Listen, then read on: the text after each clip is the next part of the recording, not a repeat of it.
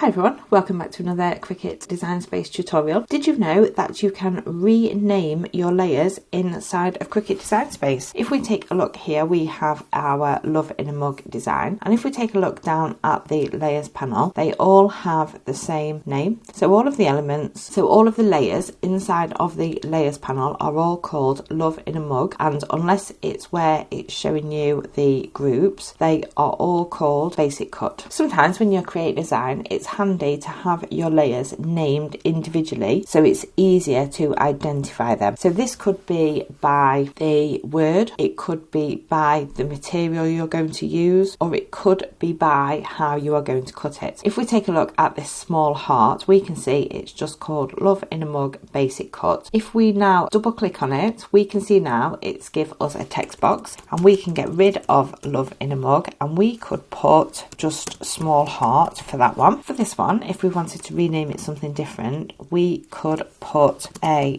red glitter heart, and that would help us identify that we're maybe going to cut that one out of red glitter. So you can go through all the layers in your layers panel, expand them all, and you could go through and you could rename them to be something that's more specific or easily identifies the layer in the design. Hope you found this tutorial helpful. Thank you very much for watching, and I will see you again soon.